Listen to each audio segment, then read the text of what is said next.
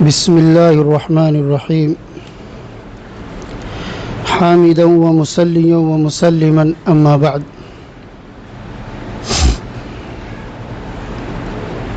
قوم چاہے کوئی بھی قوم ہو اور خاص طور سے مسلم قوم، اس کی فلاح و بہبود اور ترقی یا اس کی ناکامی، ذلت و رسوائی، یہ ساری کی ساری چیزیں موقوف ہوتی ہیں نوجوان نسل پر۔ اسی قوم کے بارے میں علامہ اقبال مرحوم نے کہا، فرد قائم ربط ملت ورنہ تنہا کچھ نہیں۔ اور اسلام کے اندر بھی نوجوان طبقے کو خاص طور سے اہمیت دی گئی ہے۔ حضور اکرم صلی اللہ علیہ وسلم نے جو دعوتیں دی ہیں اسلام کی اوائل میں، اس پر توجہ نوجوان طبقے پر زیادہ تھی، اور نوجوان طبقے کو اللہ رب العزت نے الگ سے فضیلت بھی دے رکھی ہے۔ اور جوانی ایک الگ مسئلہ ہے۔ ایک طرف نوجوان اگر اپنی جوانی کا صحیح استعمال کرتا ہے تو حدیث شریف کے اندر آتا ہے، سبعۃ یظلھم اللہ یوم لا ظل الا ظلہ، 7 ایسے لوگ ہیں کہ اللہ رب العزت قیامت کے دن ان کو سایہ عطا فرمائیں گے، ایسے دن سایہ دیں گے جس دن کوئی سایہ نہیں ہوگا، سورج سر کے اوپر ہوگا، ہر آدمی اپنے گناہوں کے اعتبار سے پسینے کے اندر ڈوبا ہوا ہوگا، مگر 7 لوگ ایسے ہوں گے جو عرش کے سائے میں ہوں گے۔ اس میں ایک نوجوان بھی ہے، شاب نشأ فی طاعت اللہ، ایسا نوجوان جو اللہ کی بندگی میں پرورش پایا ہو۔ اور جوانی کی اہمیت اس بات سے بھی لگائی جا سکتی ہے جو حدیث شریف کے اندر، دوسری حدیث کے اندر ہے کہ لا تزال قدم ابن آدم حتی یسأل عن 5، قیامت کے میدان میں جب انسان اللہ کے دربار میں حاضر ہوگا تو 5 چیزوں کی جواب دہی کے بغیر وہاں سے وہ ہل نہیں سکتا۔ مخصوص 5 چیزیں ہیں جن کے بارے میں سوال کیا جائے گا، اس میں بھی ایک جز آتا ہے وعن شبابہ فیما ابلاہ، اس کی نوجوانی کے بارے میں خاص طور سے سوال ہوگا کہ اس نے اپنی نوجوانی کو کہاں ضائع کیا، کہاں کھپایا، کہاں لگایا۔ اور نوجوانوں کی اہمیت اس معنی کر بھی ہے کہ باتوں کو سمجھنے میں، کام کو کرنے میں، نتیجے کو نکالنے میں اور مقصد تک پہنچنے میں عمر رسیدہ لوگوں کے مقابلے میں تیز ہوتے ہیں۔ ان کی سمجھنے بوجھنے کی صلاحیت ابھی مضبوط ہوتی ہے، بھاگ دوڑ کرنے کی صلاحیت اور طاقت بھرپور ہوتی ہے۔ کیوں حدیث شریف کے اندر کہا گیا، المؤمن القوی احب الی اللہ من المؤمن الضعیف، طاقتور مومن اللہ کے نظر میں کمزور مومن سے کہیں زیادہ پسندیدہ ہے۔ نوجوان ہوگا، طاقت والا ہوگا، چست ہوگا، چاق و چوبند ہوگا تو عبادت بھی اس کی درست ہوگی، دین کا کام بھی اس سے بہتر طریقے سے ہوگا، اور جو خدمات دین کی وہ انجام دے سکتا ہے، کمزور یا عمر رسیدہ وہ کام نہیں کر سکتا۔ یہ سب بنیادی چیزیں ہیں۔ اگر نوجوان، پورا طبقہ اپنے دل میں ٹھان لے کہ ہمیں اپنی پوری قوم کو ترقی کے اوج پر لے جانا ہے، تو پھر دنیا کی ساری طاقت مل کر کے اس کو ناکام نہیں کر سکتی۔ اور اگر نوجوان طبقہ غافل ہو جائے، اپنے مقصد کو بھول جائے، تو پھر کوئی بھی قوم چاہے ماضی میں جتنی بھی مہذب اور ترقی یافتہ رہی ہو، وہ کچھ نہیں کر سکتی سوائے ذلیل ہونے کے۔ اسی لیے کسی نے کہا ہے کہ اگر کسی قوم کو بغیر ہتھیار کے شکست دینی ہو تو بغیر ہتھیار کے شکست دینے کا ایک طریقہ ہے کہ نوجوان نسل کے اندر فحاشی پھیلا دو۔ جب یہ گناہوں میں ملوث ہو جائے گی، نشے کی عادی ہو جائے گی، تو پھر دنیا کا کوئی بھی کام ان سے ہو نہیں پائے گا۔ نفس کی غلامی اتنی بدترین چیز ہے کہ انسان کو دنیا کے کسی شعبے میں کامیاب نہیں ہونے دے سکتی۔ ہر جگہ وہ مار کھائے گا۔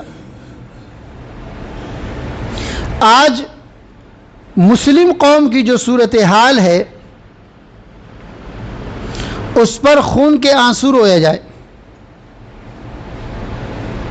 اور خاص طور سے جب نئی نسل کو دیکھا جاتا ہے تو بڑی مایوسی سی ہوتی ہے اور غم ہوتا ہے۔ اس طبقے کو اپنی ماضی کی تاریخ معلوم نہیں ہے، اس طبقے کو اپنی قیمت اور اہمیت معلوم نہیں ہے، اس طبقے کو اپنی طاقت معلوم نہیں ہے۔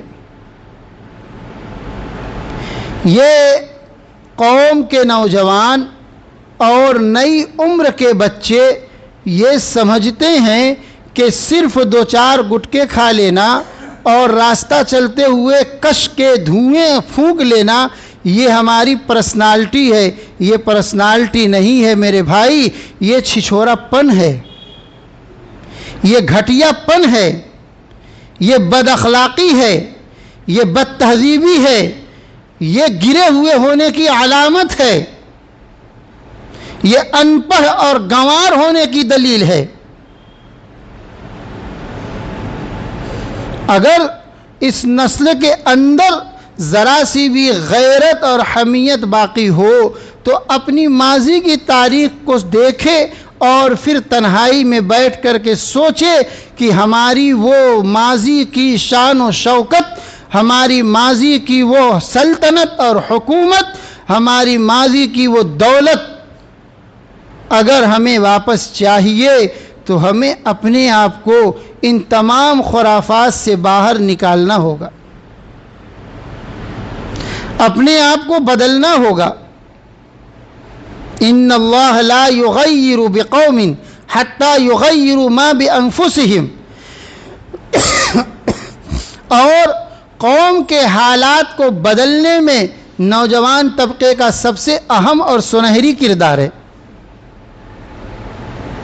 جب تک یہ نسل بیدار نہیں ہوگی، جب تک یہ نسل اپنے آپ کو تیار نہیں کرے گی، کسی قوم کے حالات کوئی بدل نہیں سکتا۔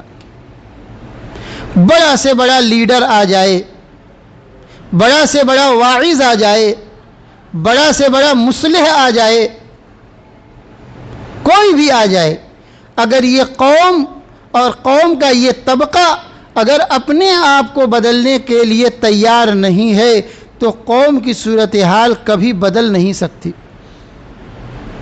اس لیے ہماری قوم کے نوجوانوں اور نئی عمر کے بچوں اپنی نوجوانی کو اور اپنی زندگی کے اس گولڈن چانس کو اس طریقے سے سڑکوں پر، راستوں پر برباد مت کرو۔ یہ آج چند روزہ زندگی کے اندر آزادی کے نام پر جو بے حیائی اور فحاشی پھیلا کر کے تمہیں اس کی جال کے اندر گھسیٹا گیا ہے. آج لگتا ہے کہ my life my rules, my life my personality, my life my privacy, my life my choice. یہ جو تھیوریاں اور سوچ تمہارے دل و دماغ میں بیٹھائی گئی ہے، یہ قرآن کے متضاد ہے. قرآن تو کھلے الفاظ میں کہتا ہے کہ یہ زندگی تمہاری زندگی نہیں رہی، یہ مال تمہارا مال نہیں رہا. یہ زندگی اور مال و دولت کے بدلے تو اللہ سے پہلے ہی سودا کر چکے ہو. تم نے اللہ کو دے رکھا ہے، اب یہ صرف تمہارے پاس امانت ہے، اور اس امانت کے اندر اگر خیانت کی تو کل قیامت کے دن اس کا حساب دینا پڑے گا. اپنی موت کو ہمیشہ یاد رکھو، اپنی قبر کو ہمیشہ یاد رکھو، اور اپنی آخرت کو پیش نظر رکھو کہ آج چاہے ہم جہاں تک پہنچ جائیں، جتنا چاہے انجوائے کے نام پر آوارہ گردی کر لے، اور جہاں تک ہم چھپ چھپا کر کے ساری بے حیائیوں کا شکار ہو جائیں، مگر موت کے فرشتے سے کہیں بچ کے جا نہیں سکتے. قبر کے گڈھے سے نکل کے بھاگ نہیں سکتے، محشر کے میدان میں اکٹھا ہونے سے بچ نہیں سکتے. چاہے جہاں چلے جاؤ، چاہے جو کر لو، اور جہاں پہنچ جاؤ، موت کا فرشتہ تو آ کے رہے گا. موت ایک دن آنی ہے، آئے گی، اور پھر اس کے بعد وہ قبر ہے اور حشر ہے، آخرت ہے. یہ بڑے لوگوں سے بھی درخواست ہے کہ یہ اپنی نسل کو سنبھالنے کے لیے کوئی لاہے عمل تیار کریں. بڑے لوگ بھی سنجیدگی کے ساتھ بیٹھیں کہ اپنی نسل کو کس طریقے سے بروئے کار لایا جا سکتا ہے، اور کیسے اس نوجوان طبقے کو کارگر بنایا جا سکتا ہے. اور جو ہوش مند ہیں، جن کے پاس شعور ہے، سمجھنے کی صلاحیت ہے، ایسے نوجوانوں سے اور ایسے کم سن لڑکوں سے بھی درخواست ہے کہ وہ اپنے اور اپنی قوم کے بارے میں، اور کم سے کم اپنی آخرت کے بارے میں تو سوچیں. تو اگر میرا نہیں بنتا نہ بن، اپنا تو بن. اگر میرے نہیں بنتے تو کم سے کم اپنے آپ کے بنو. اور اپنے آپ کے بننے کا مطلب یہ ہے کہ اپنی ذات سے اپنی قبر کا، اپنی آخرت کا کبھی نقصان مت کرو. یہ ہماری ہوشیاری اور چالاکی اور عقل مندی ہے کہ ہم اپنی ہی ہاتھوں سے، اپنی ہی ذات سے اپنی آخرت برباد نہ کریں. اللہ رب العزت ہمیں اس دنیاوی زندگی کے فلسفے کو سمجھنے کی اور شریعت کو اختیار کرنے کی توفیق عطا فرمائے. آمین. وآخر دعوانا ان الحمد للہ رب العالمین.